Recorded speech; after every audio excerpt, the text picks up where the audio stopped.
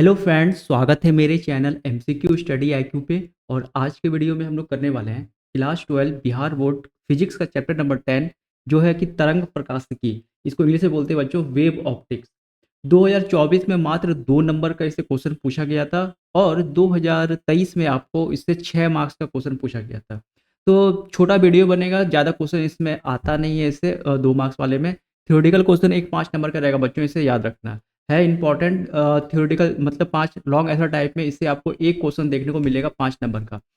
बाकी आपको 2024 में बता रहे हैं कि 2 मार्क्स का मात्र ऑब्जेक्टिव क्वेश्चन इससे पूछा था, और वो भी भारतीय भवन का जो बुक आता है मोटा वाला, उससे ही डायरेक्ट क्वेश्चन उठा के पूछ दिया है। ओके, तो चलो शुरू करते हैं, जल्दी खत्म कर देते हैं वीडियो को। कल फिर आएगा आपका हिंदी का वीडियो, फिर परसों केमिस्ट्री का। तो पूरा हम लोग अच्छी तरह से खत्म कर लेंगे और जल्दी ही बच्चों फिजिक्स का 2 मार्क्स का भी जो क्वेश्चन है वो भी डालना हम शुरू करेंगे। ओके, देखो फर्स्ट क्वेश्चन करते हैं आज का। एक वर्णी प्रकाश के दो स्रोत कला संबंध कहे जाते हैं जब उनकी। तो ये पूछ रहा है कि अगर monochromatic light are said to be phase relationship when there. तो एक वर्णी प्रकाश के दो स्रोत कला संबंध कहे जाते हैं जब उनकी। तो जब उनकी बच्चों याद रखना है, यहाँ पे जो आंसर होगा इनमें से कोई नहीं। लेकिन सही आंसर क्या होगा इसका, तो बता देते हैं। एक, जब उनकी आवृत्ति समान हो। जब उनकी आवृत्ति समान हो।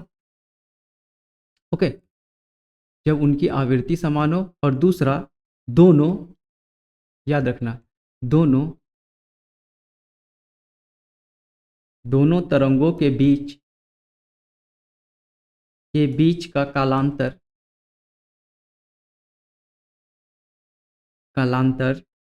समान होना चाहिए। ठीक है, समान होना चाहिए या समान हो। तो ये दोनों अगर कंडीशन होगा तभी जा करके एक वर्णी प्रकाश के दो स्रोत कला संबंध कहे जाते हैं। लेकिन यहाँ पे देखो तीव्रताएं समान हो ऐसा तो नहीं है, आयाम समान ऐसा नहीं, कलाएं समान हो। देखो यहाँ पे कलांतर समान होना चाहिए, कलाई नहीं समान हो। कलांतर मतलब जो टाइम डिफरेंस होता है वो समान होना चाहिए। तो ऑप्शन नंबर डी हो जाएगा यहाँ राइट आंसर। बिल्कुल सही ऑप्शन नंबर डी होगा। बुक में ऑप्शन नंबर सी किया हुआ है ब्रिलियंट वाले में, लेकिन ऑप्शन नंबर डी होगा सही आपका आंसर। और जो आपका भारतीय भवन पब्लिकेशन के बुक से डायरेक्ट क्वेश्चन लिया गया है, तो वहां भी आपको यही सही आंसर होगा।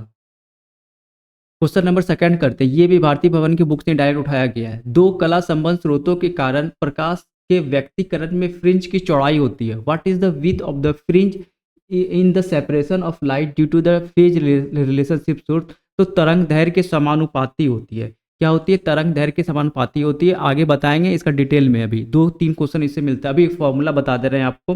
कह दो कला संबंध स्रोतों के कारण प्रकाश के व्यक्तिकरण में फ्रिंज चौड़ाई होती है।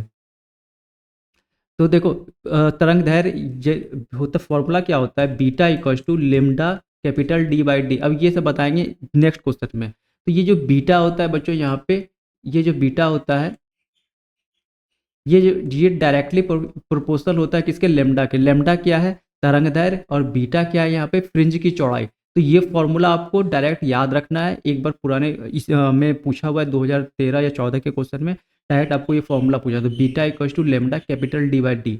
और यहाँ पे जो लेमडा है अभी के लिए जान लो तरंग दैर्घ्य है, और बीटा क्या है? तो फ्रिंज की चौड़ाई है। 2024 में 2 ही क्वेश्चन पूछा था मात्र, तो ज़्यादा टेंशन लेना नहीं है।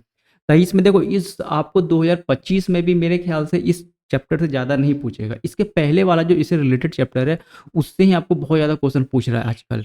जो पिछला वाला वीडियो होगा बच्चों फिजिक्स का, वो आप जाके देखो, वो बहुत ही ज़्यादा इंपॉर्टेंट। इसके पहले वाला जो क्लास 10th में जो लाइट चैप्टर अच्छे से पढ़े हुए हैं, इसके पहले वाला वीडियो बहुत ही अच्छा समझ में आ जाएगा फिजिक्स का। अब देखो 2023 में ये क्वेश्चन पूछा गया है, जब प्रकाश स्रोत और पर्दे के बीच की दूरी बढ़ाई जाती है तो फ्रिंज की चौड़ाई क्या होगी? अब यहाँ पे देखो वही फॉर्मूला लिखेंगे यहाँ पर, beta equal to lambda capital D by d. अब ये फॉर्मूला को अच्छे से याद रख लेना है। यहाँ पे जो आपका बीटा है, बीटा क्या है? बीटा है फ्रिंज की चौड़ाई। फ्रिंज की चौड़ाई।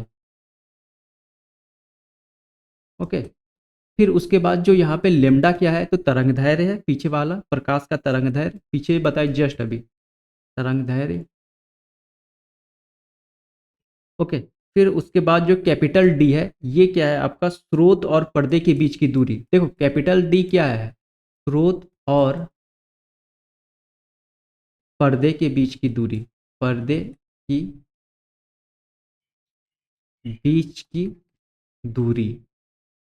ओके, और ये जो आपका स्मॉल डी है बच्चों, ये क्या है, दो कला संबंध स्रोत के बीच की दूरी क्या है, तो याद रखना ये सब बुक में आपको मिल जाएगा। दो कला संबंध स्रोत के बीच की दूरी, स्रोत के बीच की दूरी। तो हमसे क्या पूछ रहा है, जब प्रकाश का स्रोत और पर्दे के बीच की दूरी बढ़ाई जाती है, तो स्रोत और पर्दे के बीच की दूरी को हम कैपिटल डी बोलते हैं। देखो ये कैपिटल डी का रिलेशन पूछ रहा है, तो फ्रिंज की चौड़ाई क्या होगी, अब बीटा क्या है, फ्रिंज की चौड़ाई, तो beta equal directly proportional to क्या होता है बच्चों, यहाँ पे स्रोत और पर्दे के बीच की दूरी। तो जब जब प्रकाश का स्रोत और पर्दे के बीच की दूरी बढ़ाई जाएगी, तो फ्रिंज की चौड़ाई क्या होगी, बढ़ेगी। ये बढ़ेगा तो ये भी बढ़ेगा। और ये लेमडा भी क्या होता है बच्चों, बीटा भी यहाँ पे क्या होता है, directly proportional to lambda. Beta मात्र एक जगह इन्वर्सली प्रोपोर्शनल होता है, स्मॉल डी, जब दो कलाव संबंध के बीच की दूरी को बढ़ाई जाती है। अच्छे से बच्चों इस क्वेश्चन को लिख लो, बहुत बार ये क्वेश्चन पूछा हुआ है। तो यहाँ पे क्या हो जाएगा, बढ़ती है। ठीक है, बढ़ती है। इस फॉर्मूला से क्वेश्चन बार बार पूछ रहा है एग्जाम में, तो आपको अच्छे से याद रहना चाहिए इस चीज को। छोटा वाले डी क्या है, तो दो कला संबंध स्रोतों के बीच की दूरी। हर हर किसी के पास बुक होगा, तो वो आप जाके देख सकते हो। ये फॉर्मूला को अच्छी तरह से इस फॉर्मूला को आपको याद करना है। Beta equals to lambda capital D upon small D. ध्रुवित प्रकाश उत्पन्न करने के लिए किसको प्रयुक्त किया जाता है, which is use to produce polarised light. ये इंपॉर्टेंट प्रश्न है। ये प्रश्न जो है आपको अच्छा खासा एग्जाम में पूछा हुआ है, 2023 में पूछा है, सीबीएसई वाले एग्जाम में भी ये सब प्रश्न पूछा जाता है। तो निकोल प्रिज्म बच्चों यहाँ हो जाएगा आपका राइट आंसर। द्वितीय तरंगिकाओं की अवधारणा किसके द्वारा की गई थी, ये भी 2023 का सिंपल प्रश्न पूछा गया है, तो हाइगेंस के द्वारा। और 2023 के पहले जैसे 2022 में भी इससे 2-3 मार्क्स का ही मात्र सवाल पूछा हुआ था। 2023 में से 6 मार्क्स का या 5 मार्क्स का क्वेश्चन पूछ दिया था। ओके, और उसके बाद फिर से 2024 में इससे 2 मार्क्स का क्वेश्चन पूछा है। तो ठीक ठाक है, आपको अच्छे से देख लेना है जो प्रीवियस ईयर क्वेश्चन, और जो अंत में जो इंपॉर्टेंट एमसीक्यूज डालेंगे आपका सैम्पल पेपर का और भी बुक का, तो वहाँ से भी जो आपका बुक आता है भारतीय भवन पब्लिकेशंस का, उस बुक से जब लास्ट में जब बच्चों पूरा एक मास्टर वीडियो डालेंगे 500 ऑब्जेक्टिव्स का, तो उसमें ये सब क्वेश्चन इंपॉर्टेंट सारा क्वेश्चन आपको उसमें आ जाएगा। प्रकाश प्रकाश अनुप्रस्थ तरंग है क्योंकि ये प्रदर्शित करता है, ये 2023 का प्रश्न है यहाँ पे। Light is a transverse wave is which display. Light को हम लोग अनुप्रस्थ तरंग क्यों बोलते हैं, क्योंकि वह ध्रुवन करता है, पोलराइजेशन होता है लाइट में बच्चों, इसी कारण से इसे हम लोग क्या बोलते हैं, ट्रांसवर्स वेव बोलते हैं। ठीक है, तो इंपॉर्टेंट है, ये सब प्रश्न याद रखना है। प्रकाश के अनुप्रस्थ तरंग की प्रकृति पुष्ट करती है। जो प्रकाश की जो अनुप्रस्थ तरंग है, एक ही प्रश्न को घुमा घुमा के पीछा है, तो इसका राइट आंसर क्या हो जाएगा बच्चों, ध्रुवन, पोलराइजेशन। ठीक है, पोलराइजेशन है। पीछे वाला जो क्वेश्चन किए बस वही उसी का उल्टा है ये।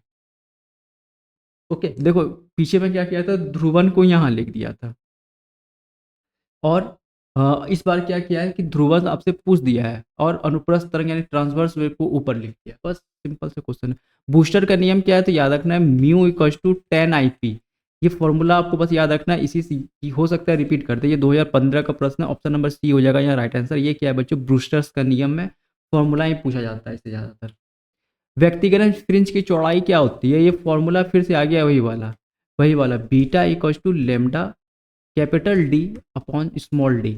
सब बता दिए कि बीटा क्या है, कैपिटल डी क्या है, स्मॉल डी क्या है। तो यही होता है बच्चों व्यक्तिकरण फ्रिंज की चौड़ाई, इंटरफेरेंस फ्रिंज का आपको फॉर्मूला विथ का। लास्ट क्वेश्चन है क्वेश्चन नंबर 10। एक पतले फिल्म के रंग का कारण क्या होता है, 2015 में ये क्वेश्चन पूछा गया है। ठीक है, एक पतले फिल्म का क्या कारण होता है, तो बच्चों a thin film of colour cause हो जाएगा व्यक्तिकरण इंटरफेरेंस।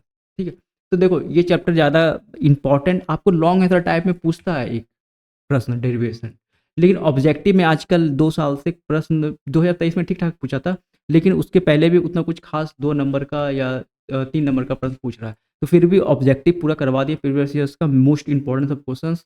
अब जो हम लोग बात करेंगे बच्चों, पहले पूरा प्रीवियस ईयर खत्म कर लेंगे अच्छी तरह से, उसके बाद इस चैप्टर से जितने भी आपको क्वेश्चंस इंपॉर्टेंट है वो लास्ट में, जैसा बोल रहे हैं कि 500 ऑब्जेक्टिव 2025 के एग्जाम के लिए जो आपको पूछेगा 100% वो डाल देंगे। तो देखो 500 में कम से कम 35 प्रश्न तो आराम से फंस जाएगा, और जो मेरा वीडियो पहले से देख रहे हैं तो अंत में उनको ज़्यादा प्रॉब्लम नहीं होने वाला है।